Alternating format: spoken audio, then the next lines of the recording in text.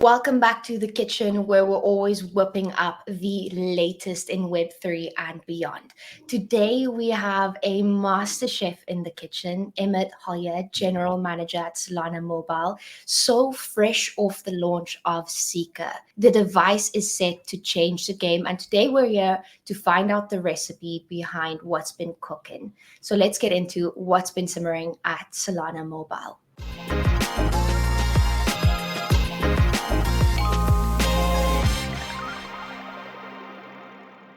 Welcome, Emmett. Thank you for joining us. Yeah, gosh, Celine, thanks for having me. I'm happy to be here. Yeah, Absolutely. excited to have you.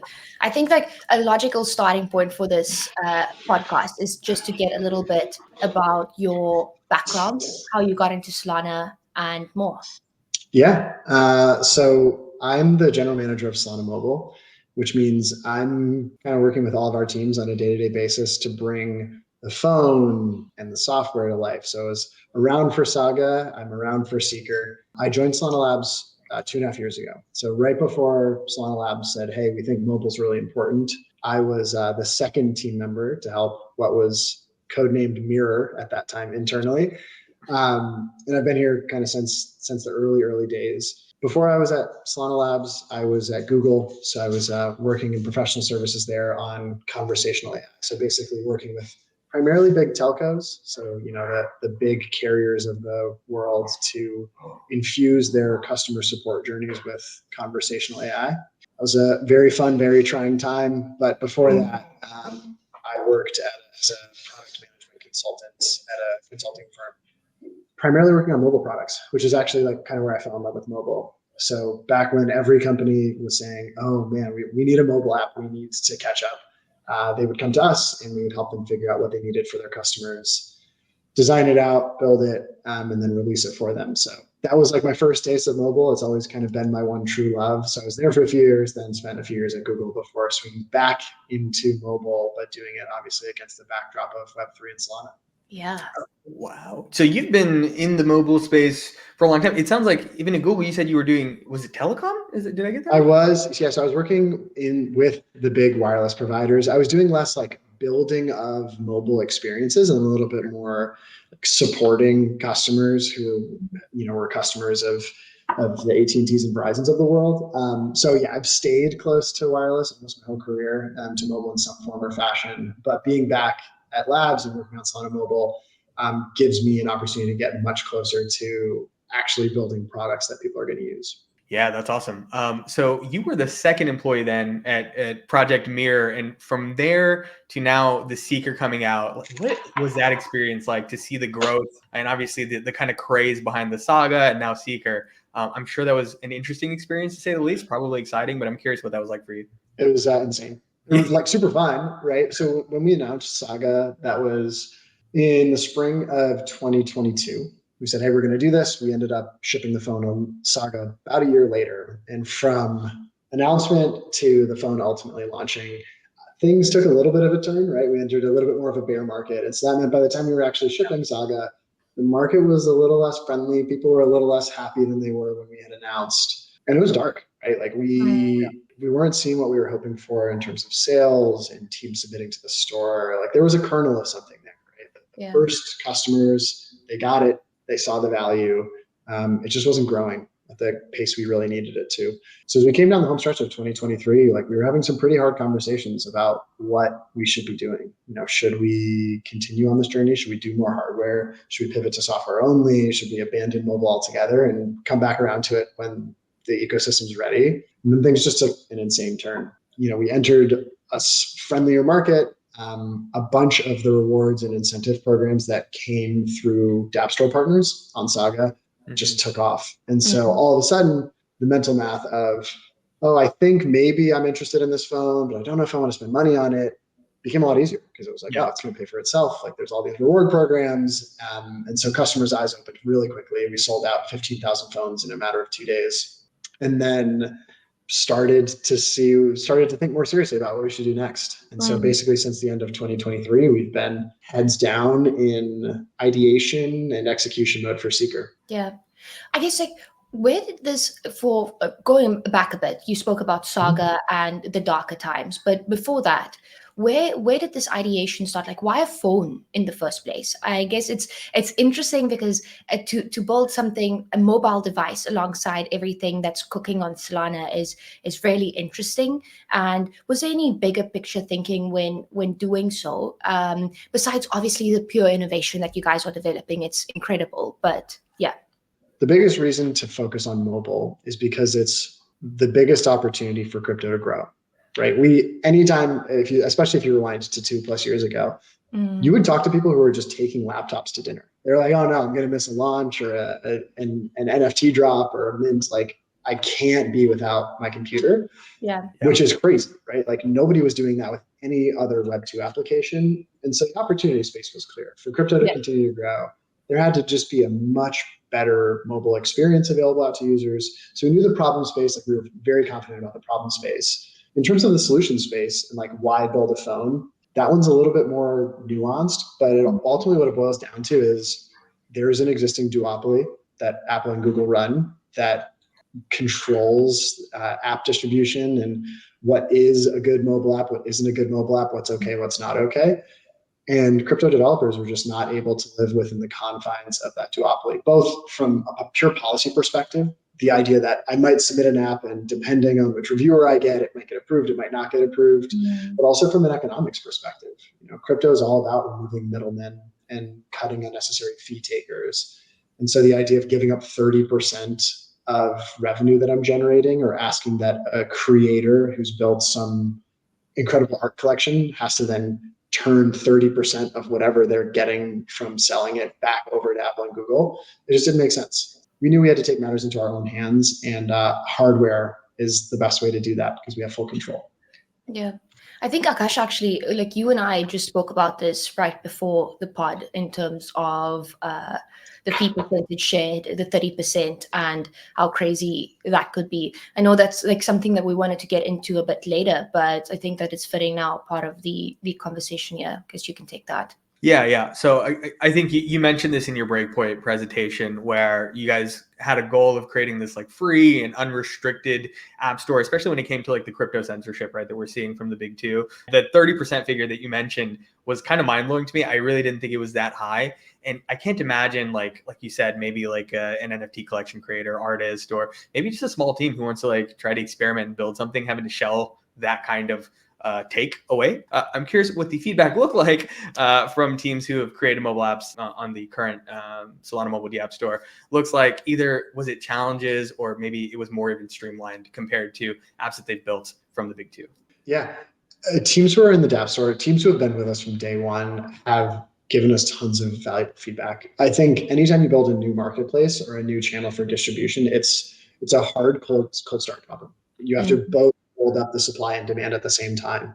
And so getting that first cohort of builders on with us who just saw the vision, they got it, they were believers, was great because that was what we needed to start bootstrapping things. I would say the feedback that we've gotten from them by and large, obviously there's appreciation that they're not giving up 30%. We're not mandating that they use any sort of payment rails from us. Like, it is their app to build, it's their relationship to manage. I would say two of the more interesting insights we've gleaned from these teams. One is, now that they're not paying 15 to 30% and can actually afford to build an app and deliver it to mobile phones, that kind of opens the door to what user acquisition programs look like, to what incentive programs and reward programs and earning programs look like. And so what we saw with Saga and what we're going to continue to see for Seeker is teams stepping up saying, we've built a great product, we're confident we've built a great product. And to get you to start to build a relationship with us and use this product, we're going to offer you some type of boost or some type of reward. So come check it out. Like, come build some habits that we really care about. And so freeing up that room in the economic model to build stickier rewards programs, that's one really interesting and exciting insight that we captured from Saga. Yeah.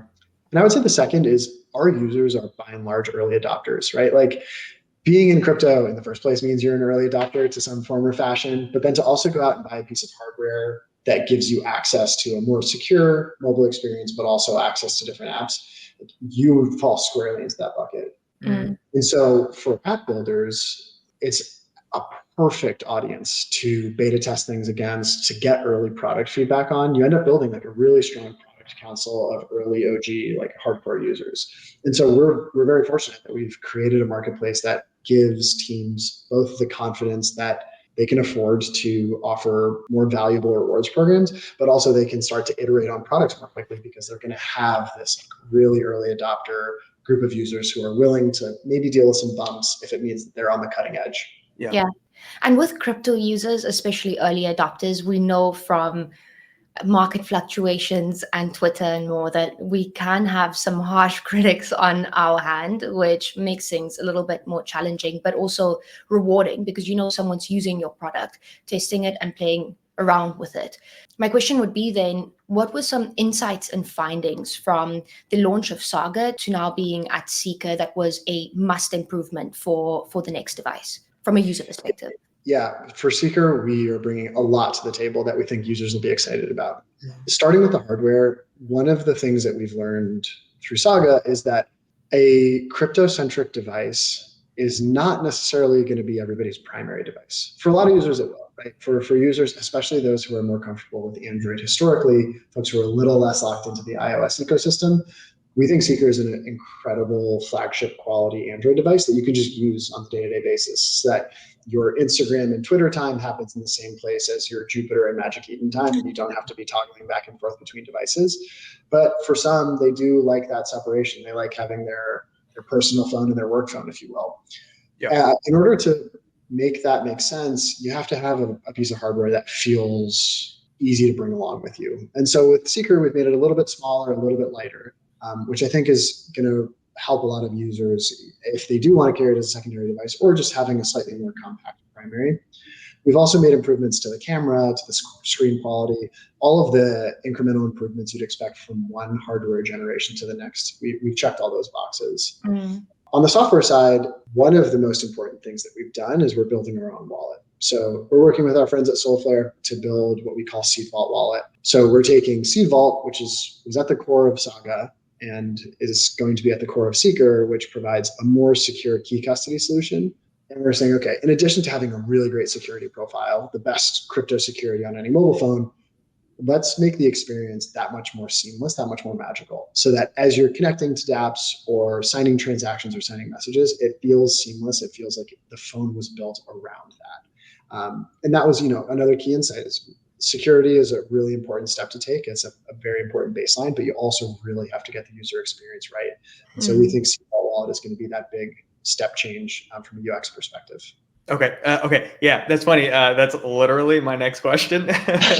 I was actually curious, like if the user experience being more streamlined, reducing that friction of having a separate seed storage solution and then wallet, kind of combining them, being the main driver behind why you guys created the Seed Vault wallet. But is there anything else that we weren't considering, or did I kind of already hit that on the head?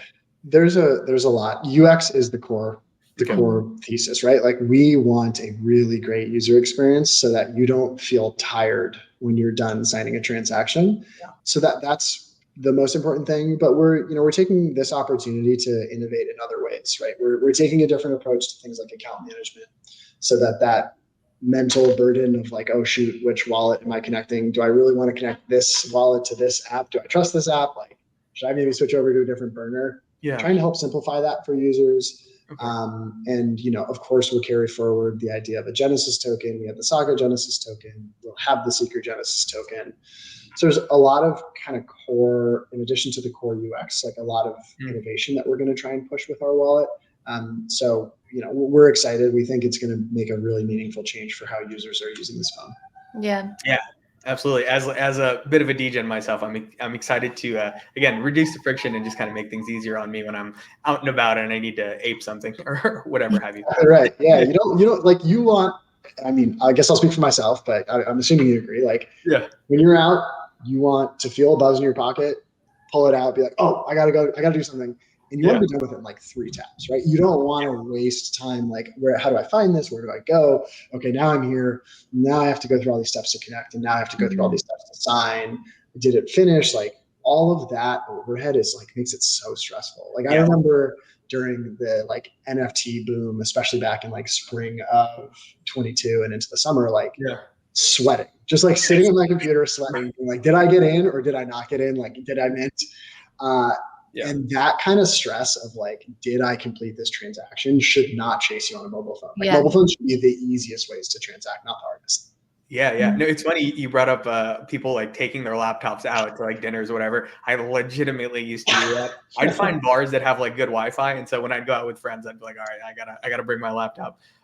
So yeah, this is definitely 2022 me would have been very pleased, but I'm sure there's gonna be more experiences coming up as well where this is gonna come in super handy. So shout outs to you guys. That's amazing. I did want to talk about DePIN as well. You mentioned in your Breakpoint presentation that you guys have upgraded the sensors on Seeker for DePIN specifically, which I think is huge because obviously it helps ecosystem teams get kind of more precise data and then in turn be able to reward users with that data. How quickly were you guys able to iterate on the sort of proliferation of DePIN entering the ecosystem, or was that kind of already something that you guys considered when you were building out the hardware spec?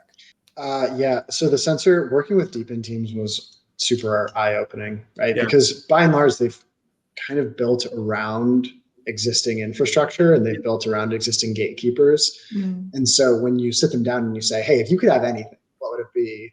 It like all of a sudden you just get this like very excited response and their minds start going in a million different directions because they want to build really powerful networks that create value based on the supply that its users give. And so for us, the question was less of what sensors don't exist in a phone that should exist in a phone, but rather what sensor data do you wish you had better access to? What sensor data do you wish was more readily available or that you had higher trust in, right? Like think about a lot of the GPS oriented DePIN apps.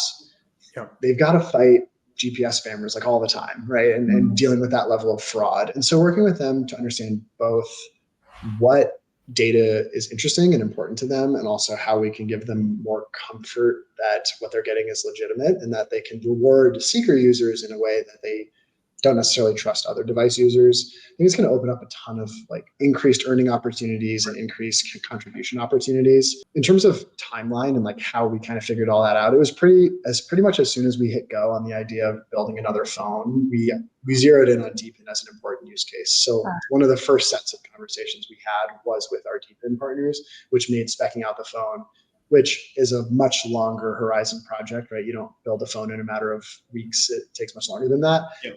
Connecting with them early really helped pave the way for us to make sure that it was incorporated into Seeker. Yeah.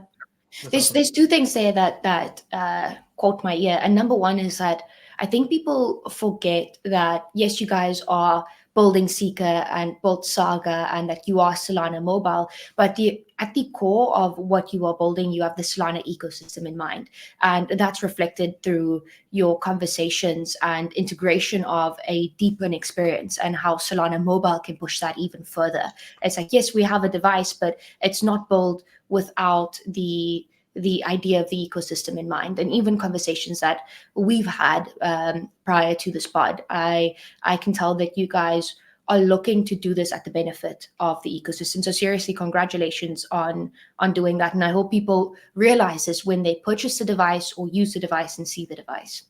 Yeah, thanks. This whole story has been told by the ecosystem. Like without everybody rallying around Saga and getting excited for Seeker, none of this would exist. It's a huge swing, right? For a team, I know we talked about it at the top, like building hardware sucks. It's like very expensive. It takes forever. It's hard, right? And there's a lot of reasons not to do it. The ecosystem stepping up and giving us the biggest reason to do it kind of helps overcome all of the pain, at least to some degree, right? And so I think, we wouldn't be doing our job if we weren't constantly thinking about how we can reward our community and reward the ecosystem for like supporting us through this.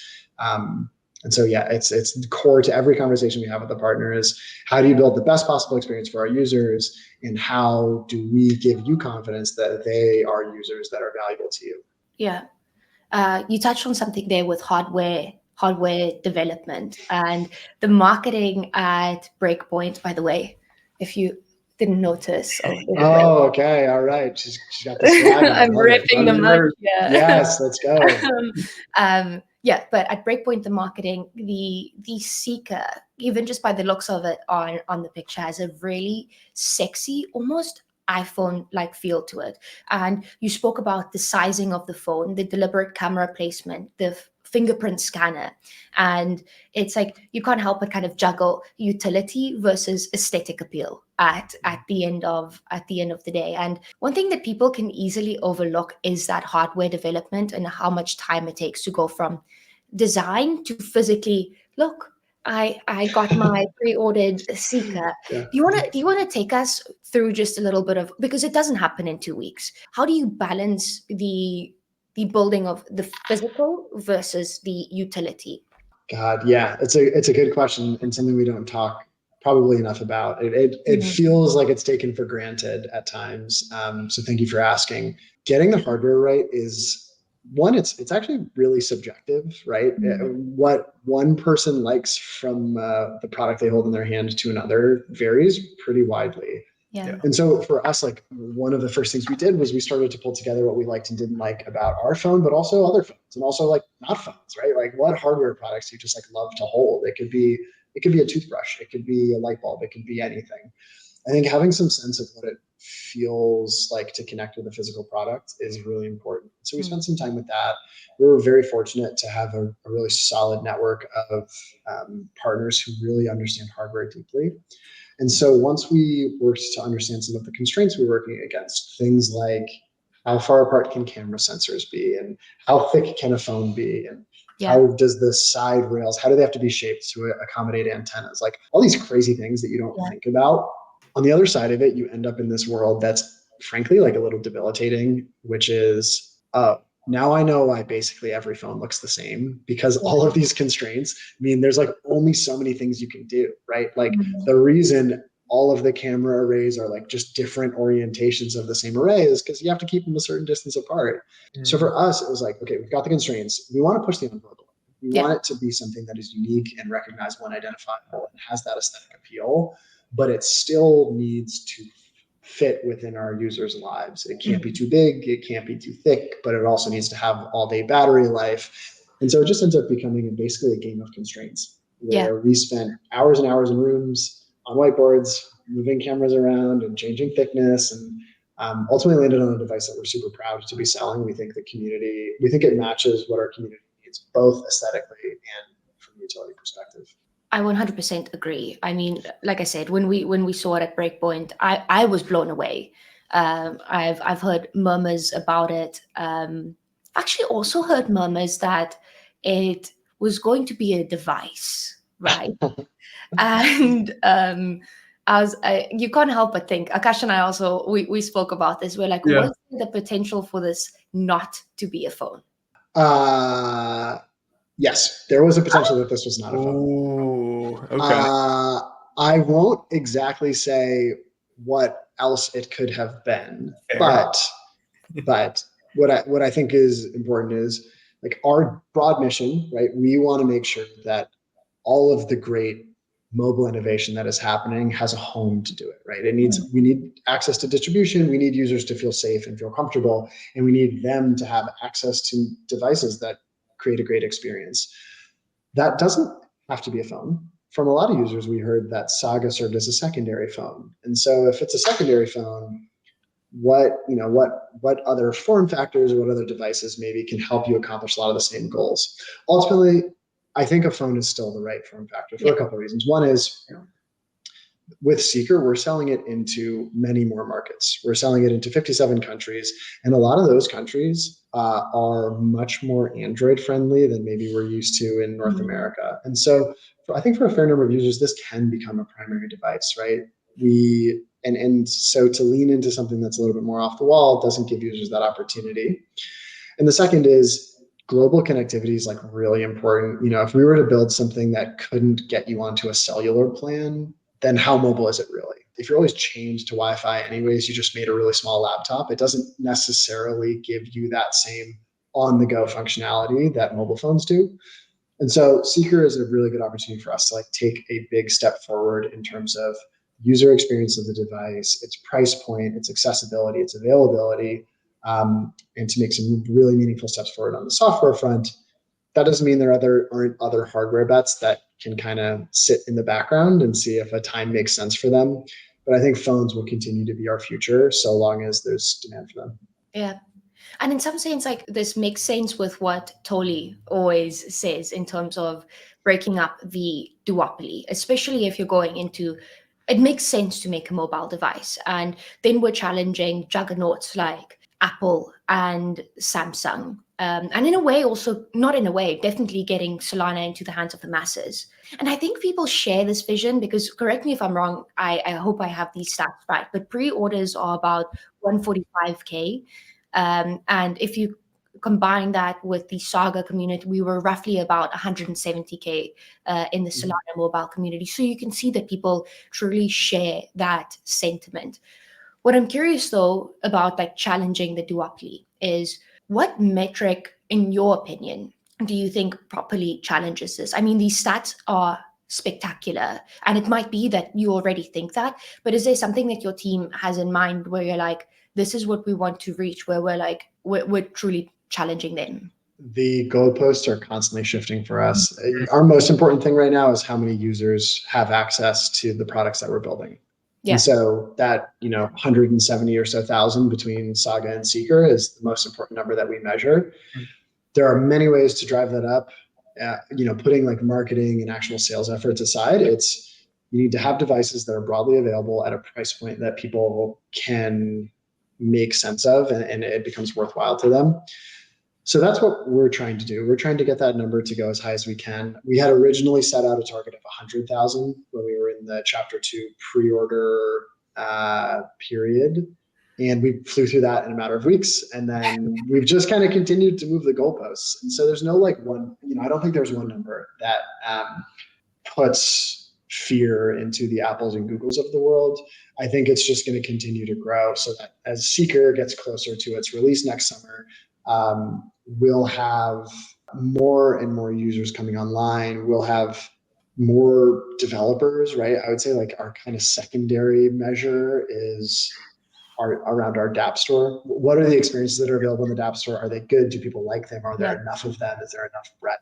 And so in addition to having lots and lots of users who are super actively engaged, hopefully it's how much of a flywheel has begun where more users brings more apps, brings more users, brings more apps, brings more users, brings more apps. And I think once that flywheel keeps going and it's showing momentum, it'll be the trajectory of that gets the attention of the Apples and Googles and Samsungs of the world.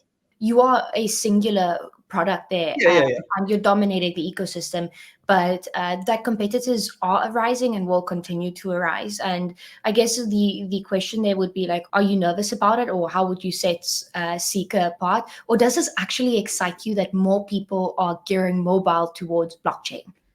Exactly, because then I think we really are going to make a dent in the Apples and Samsungs of the world, right?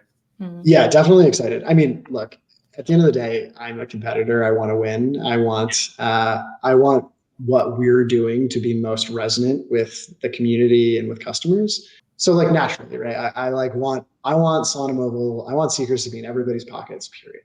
Yeah. But with that said, I think there is a rising tide here that's going to float all boats, which is that as more entrants think about what it means to innovate in mobile and potentially provide new hardware options or new distribution channels, that just creates a larger addressable market for builders to build for.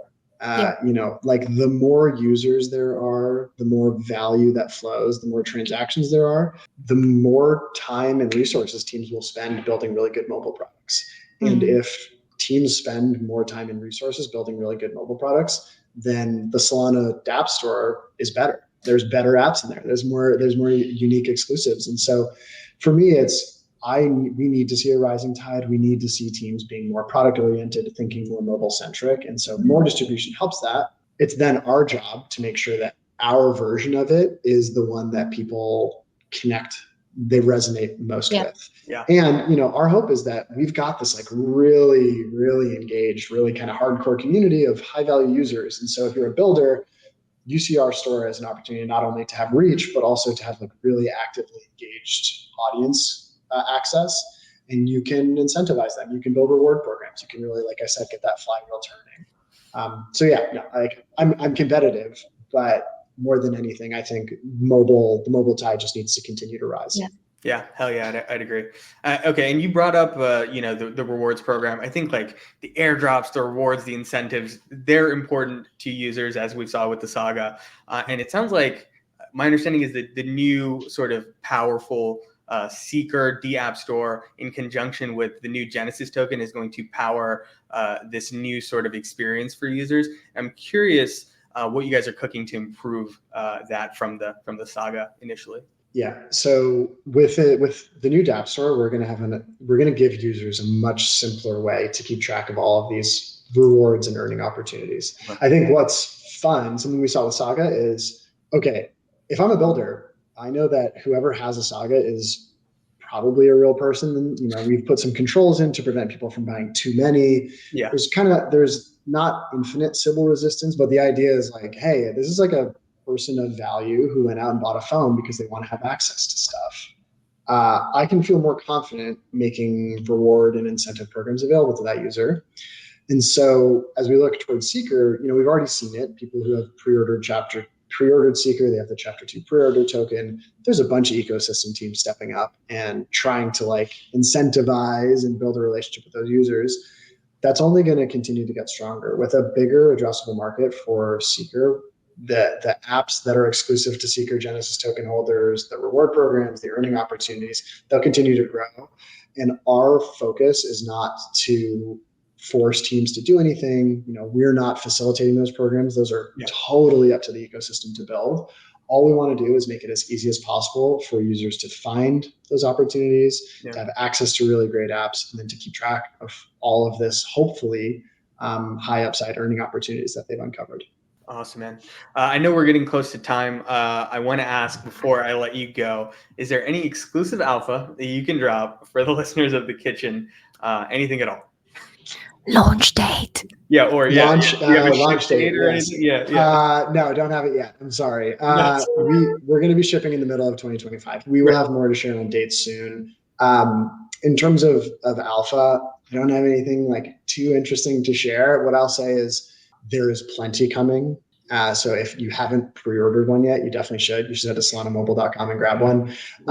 For those of you that have, the Chapter 2 pre-order token, I think, has shown that the flywheel has started, that builders are excited to get exciting apps into your hands. So there's a lot to come. It's going to be a fun few months as we head into 2025 and get ready for this thing. Yay, I'm so excited. Well, Akash, before we end this, I have one question. And typically we put people in the hot seat because it is the kitchen, right? And you guys have done a fabulous job with Seeker. Not sure what you're looking for, and your philosophical branding. So Emmett, can you give us an Alan Watts quote? You're going to ask me to pull this one out. Man, I've watched the video so many times. It's something about.